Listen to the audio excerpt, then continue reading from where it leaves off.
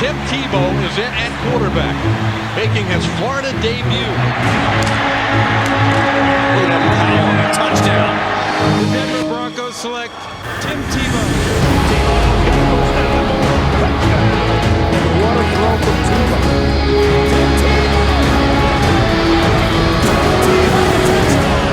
There goes Tebow.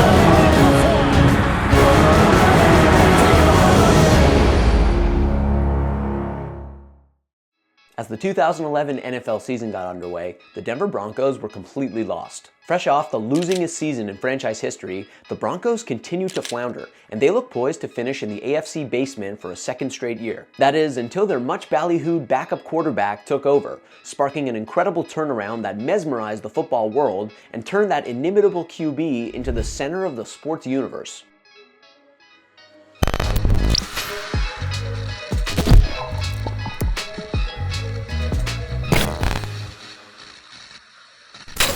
TEBOWMANIA was a storm that started building long before he ever pulled on a Denver Broncos jersey. The left-handed, all-American, Jesus-glorifying quarterback became a full-on phenomenon during his time at the University of Florida, where he won a national championship as a backup in 2006, won the Heisman Trophy in 2007, then led the Gators to another title in 2008. Tebow dazzled with his two-way ability, certainly, but it was his effervescent, singular personality, not to mention his incredible backstory as the homeschooled product of two Baptist missionaries, that turned him into a sensation. Frankly, everything Tebow did in college became a thing, be it kneeling in prayer on the football field, which became known as Tebowing, or writing Bible verses on his eye black. Funny enough, after Tebow graduated, the NCAA ended that practice, implementing a rule barring players from writing messages on their eye paint. Anyway, Tebow was a star by the time he declared for the 2010 NFL Draft. No question about it. But there were many questions about whether his skill set would translate to the NFL. In fact, Tebow, despite his incredible college resume, was widely seen as a second-round talent, and concerns about his throwing mechanics and footwork had him ranked as the third or even fourth best quarterback in his class,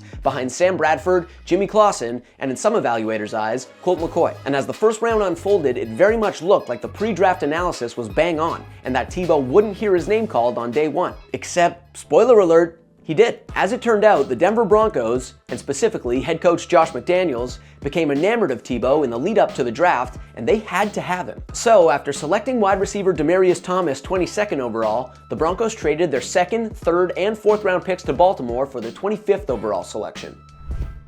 303 shots. Yes, that's the deal. Hello? Yes, sir. How you doing, Coach McDaniels? How you doing? I'm doing great. Thank you so much.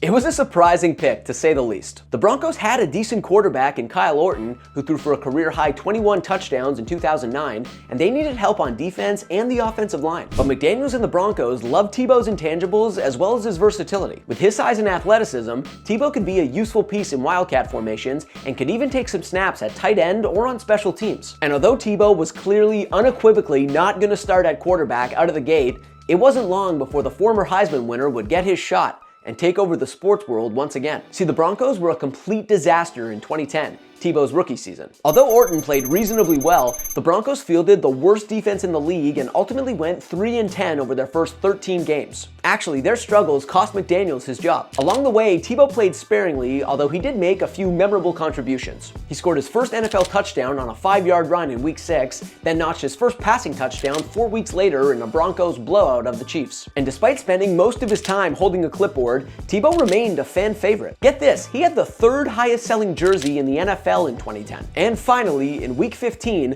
with the Broncos long out of playoff contention, Tebow got his first NFL start at quarterback. And it wasn't bad. Although he threw for only 138 yards, he did connect with Brandon Lloyd for a 33-yard touchdown pass and memorably scampered for a 40-yard touchdown run. The following Sunday, Tebow recorded his first NFL win while once again throwing for and running for a touchdown. And in the Broncos season finale, Tebow recorded his first game with multiple passing touchdowns while rushing for 94 yards and a score. In the process, he became the first quarterback ever to record a rushing touchdown in each of his first 3 NFL NFL starts. Still, as titillating as those 3 games were, Tebow remained Orton's backup when the 2011 campaign got underway, but not for long. See, the Broncos stumbled out of the gate again, going 1-3 over their first 4 games with Orton under center. Finally though, after the Broncos went down 23-10 against the Chargers in the first half in Week 5, John Fox, Denver's new head coach, had seen enough. It was Tebow time. When the second half got underway at Mile High Stadium, it was Tebow running the Broncos offense. And he ultimately made that game closer than anyone figured, recording both a rushing touchdown and a passing touchdown with less than 7 minutes remaining in the fourth quarter to bring the Broncos within a 2-point conversion of tying the game. Now, their conversion attempt was unsuccessful and the Broncos went on to lose the game 29-24, but still, Fox was ready to hand the reins to Tebow. Less than 48 hours after their near comeback against the Chargers, Fox announced that Tebow would start at quarterback for the Broncos' upcoming game against the Dolphins. Little did he know, though, that he had just kickstarted one of the most incredible, enchanting runs by an individual player and a team in recent NFL history. In Tebow's first start of 2011, he and the Broncos snatched victory from the jaws of defeat, scoring 2 touchdowns in the final 3 minutes of regulation to tie up the game after being held scoreless the entire contest. The game-tying play, by the way, was a 2-point conversion punched in by you-know-who. Denver would go on to win in overtime on a 52-yard field goal from Matt Prater. 2 weeks later, Tebow turned in another big-time game, throwing for a pair of touchdowns while rushing for 118 yards to lift the Broncos to another comeback victory, this time erasing a 10-point deficit in the third quarter in an eventual 38-24 win over the Raiders. And the following week, despite completing just 2 passes in 60 minutes of football, Tebow once again propelled the Broncos to victory, rushing in a touchdown and connecting with Eric Decker on a 56-yard bomb in a 17-10 win over Kansas City. It wasn't necessarily the prettiest football, but the Broncos, with Tebow at the helm, had won consecutive games for the first time since 2009, and they just didn't stop winning. Following their victory over the Chiefs, the Broncos managed yet another gutsy fourth-quarter comeback against the Jets, with Tebow running in the game-winning touchdown with less than a minute left in regulation. Next Sunday, similar script. The Broncos, despite trailing the entire game, erased the Chargers' 3-point lead with less than 2 minutes left in the fourth, then won in overtime. Just like that, the Broncos, who looked dead in the water a couple months prior, were above 500. With Tebow under center, it felt like they just couldn't lose. If the Broncos were down in the fourth, you felt good about their chances. It was something else. It was TEBOWMANIA. And just like back in his college days, Tebow was the center of the football universe. And he kept on rolling. The Broncos won each of their next 2 games, against the Vikings and the Bears respectively, despite trailing in the fourth quarter in both contests. And in extending their winning streak to 6 games, the Broncos, at 8-5, took sole possession of first place in the AFC West. As it turned out though, there was something capable of neutralizing the Tebow magic. The New England Patriots. In Week 15, the Patriots put an end to the Broncos' magical run, stomping them 41-23 despite a 2 rushing touchdown effort from Tebow. It was a sobering end for Denver, but what a run it was. From Week 7 through Week 14, the Broncos went 7-1 with 5 fourth-quarter comebacks and 3 overtime victories. During that span, Tebow threw 10 touchdowns to just 2 interceptions, added 2 more scores on the ground, and averaged 60 rushing yards per game. It was magical. It was unbelievable, and it was ultimately enough to get Denver into the playoffs for the first time since 2005. Even though they closed out their 2011 season with 3 straight losses, the Broncos still won the AFC West, narrowly edging out the Chargers and Raiders, both of whom also finished at 8-8. And get this, Tebow's magic also worked in the wildcard round. Against the heavily favored Steelers, the reigning AFC champs, Tebow threw for 316 yards and a pair of touchdowns while running in another one in an improbable Broncos victory. And here we go, first snap of the overtime. The Broncos have been in 3 overtime games this year. They won them all. Got him at the 40. It's Thomas at the 50. Stiff arm got him free to the 30, to the 20. Thomas to the 10. Denver's going on the New England. Believe it or not, it was just the franchise's second playoff win since they had captured their second straight Super Bowl title back in 1998.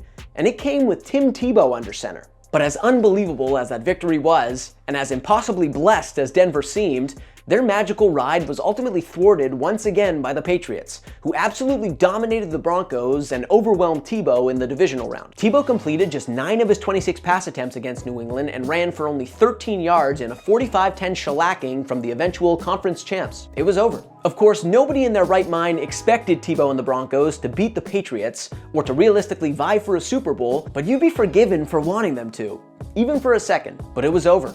And although he didn't know it at the time, so was Tebow's NFL career. Not long after the Giants defeated the Patriots in the Super Bowl, the Broncos signed Peyton Manning to be their new quarterback and traded Tebow to the Jets. In New York, Tebow, who despite his success the year prior had completed less than half of his pass attempts and fumbled 13 times, was essentially relegated to a wildcat-only role behind QB1 Mark Sanchez. The Jets very clearly did not see Tebow as a viable NFL quarterback, refusing to turn to him even as Sanchez struggled. And when the Jets' 6-10 season was all said and done, Tebow had attempted a grand total of 8 passes, and that was it for him in the NFL. Although he went to training camp with the Patriots in 2013, then with the Eagles the following year, he never took another snap in a regular season NFL game. Not as a quarterback, and not as a tight end. Yeah, he tried to return to the NFL in 2021 as a tight end.